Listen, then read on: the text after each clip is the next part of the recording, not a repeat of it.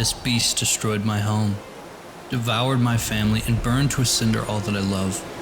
But revenge would not benefit me now, and to disturb it is to risk bringing its wrath down upon another land.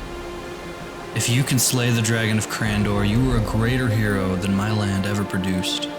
There is no shame in backing out now.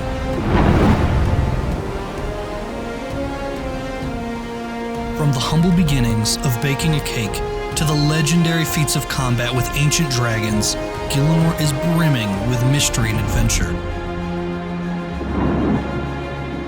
And this library is filled with the echoes of those tales just begging to be told once more. So embark on this odyssey with me through the legends of Gielinor.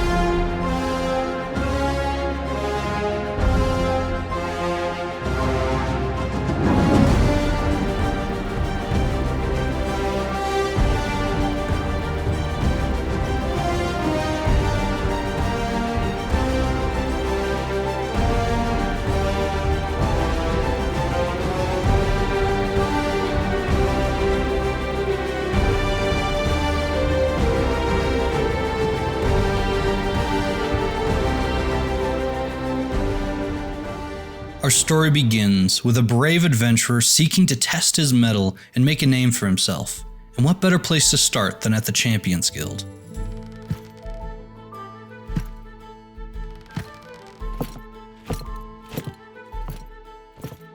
The Guildmaster advises the adventurer that there is only one man that can give him such a quest, by the name of Oziak, who lives on the outskirts of Edgeville.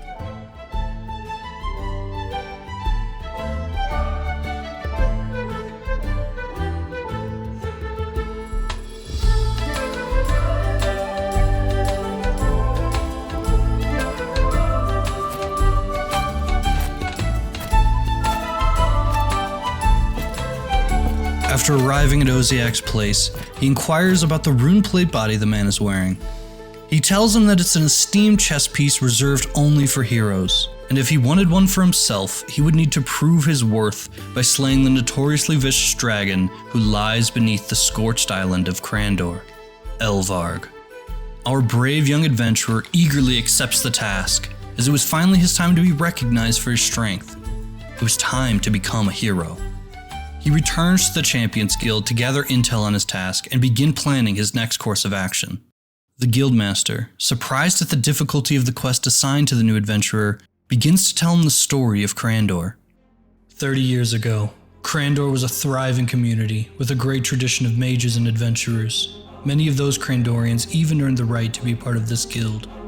However, one of their adventurers went too far. He descended into the volcano at the center of the island and woke the slumbering beast.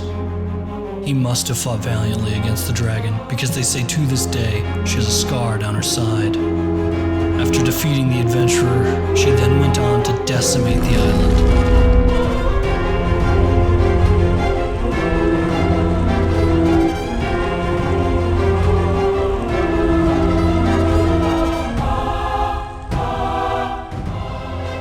Elvarg left only 3 survivors who used magic to escape, whose names were Thalzar, Lozar, and Melzar, each hiding a piece of the map back to Crandor.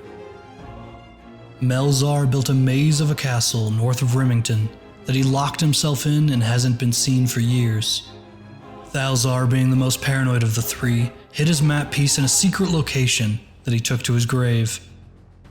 To find it, you'll have to trek up the Ice Mountain and console the Oracle. Lozar unfortunately perished in battle against a horde of goblins who raided her home and stole everything. One of those goblins from the goblin village probably has the map piece by now. He also says that despite the strength of our adventurer, he will need special protection from the ferocity of the dragon's breath, and that the Duke of Lumbridge has such an enchanted shield. And so the adventure begins in earnest, as our would-be hero sets off to gather what he needs to take on Elvarg.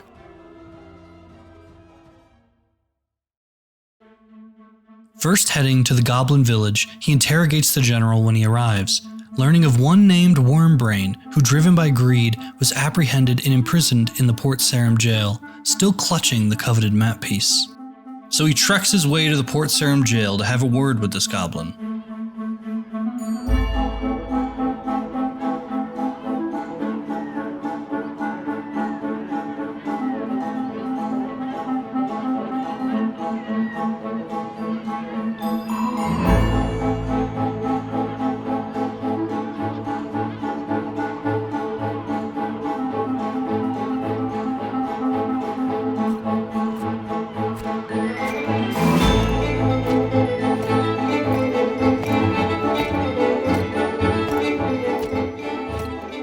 After arriving at the jail, he quickly spots the creature and offers him a trade of 500 gold pieces for the map piece.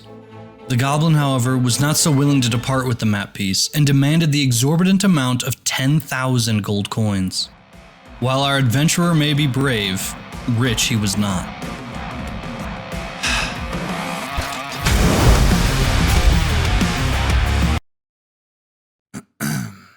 With Lozar's map piece in hand, he headed to the next location, the Maze of Melzar the Mad.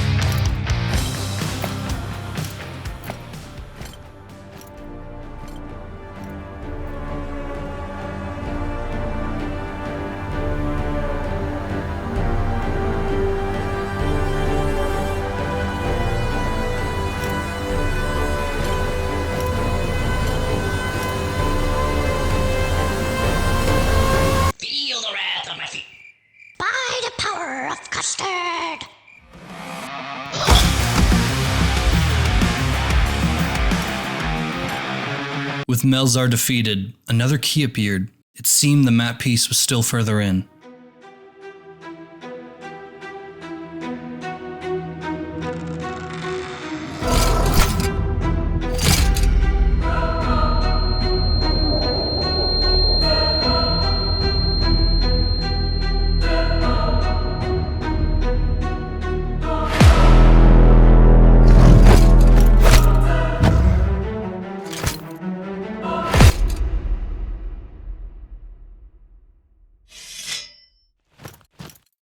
With the lesser demon vanquished, our would-be hero claims his prize and exits the maze, heading on to his third and final map piece.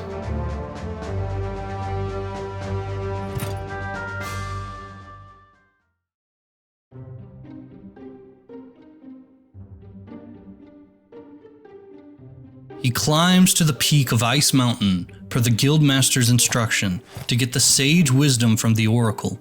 Once he reached the top, the Oracle gives the adventurer a riddle.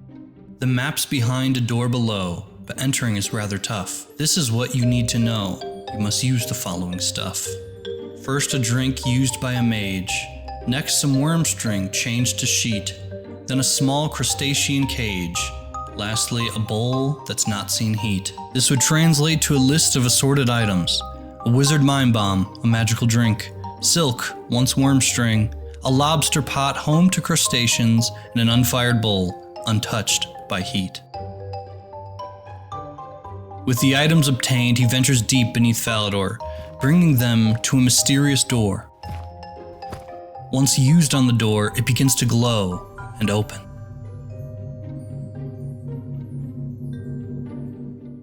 Beyond the door was a chest with an ominous inscription that reads, "Here I rest the map to my beloved home. To whoever finds it, I beg of you, let it be.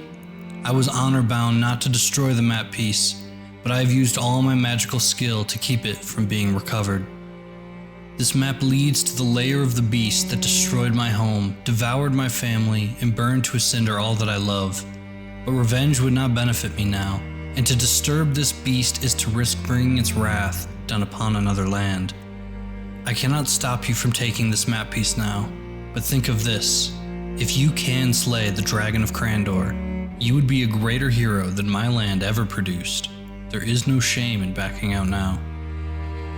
Unshaken by these words, our brave adventurer opens the chest and secures the third and final map piece, now one step closer to the ever-looming battle.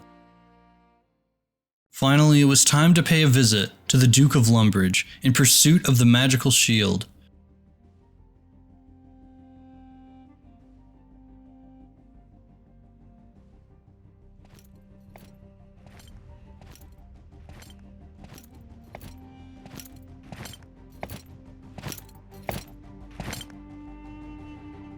Upon hearing the adventurer's quest, the Duke, visibly distraught, recounts a similar tale of fear and chaos that the infamous dragon wrought during his own childhood. Despite his reluctance, he relinquishes the shield to our brave would-be hero, offering some parting words before sending him off on his perilous journey. If you kill it for Saradomin's sake, make sure it's really dead. And with that, the adventurer gathered everything he needed to take on Elvarg. All that was left was to find a sailor brave or stupid enough to take him to the island and a boat to carry them.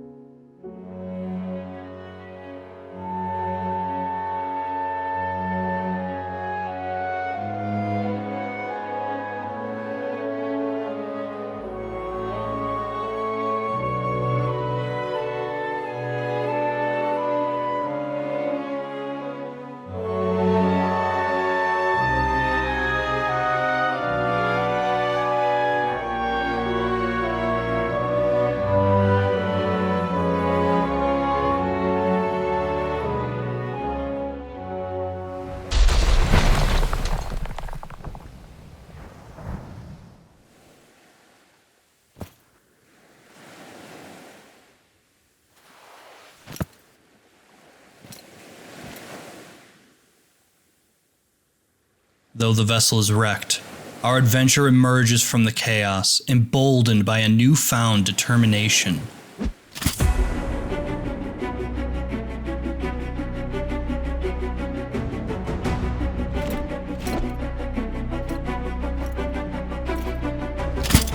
With fury and resolve burning within him, he begins his descent into the volcano, where the dragon lurks.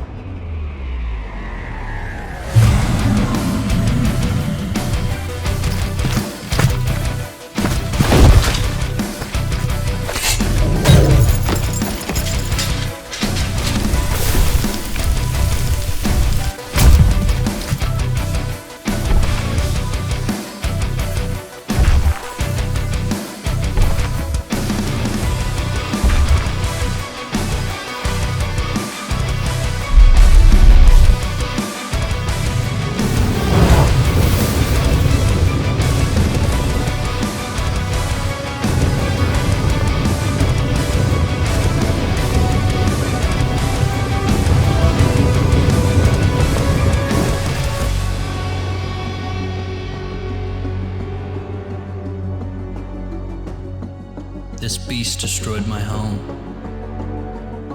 devoured my family, and burned to a cinder all that I love. If you can slay the Dragon of Crandor, you would be a greater hero than my land ever produced.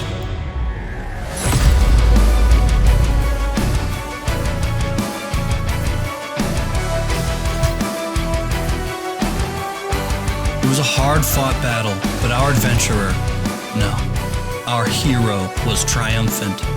He had succeeded where all those before him had failed. The citizens of this once bustling city, they can now rest in peace. Elvarg will terrorize no more.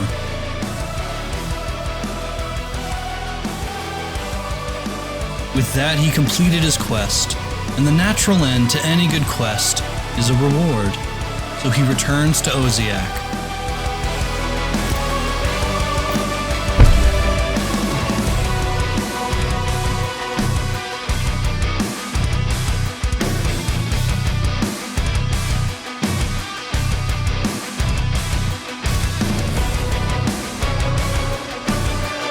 Now proudly displaying his achievement marks the end of our hero's first of many legends.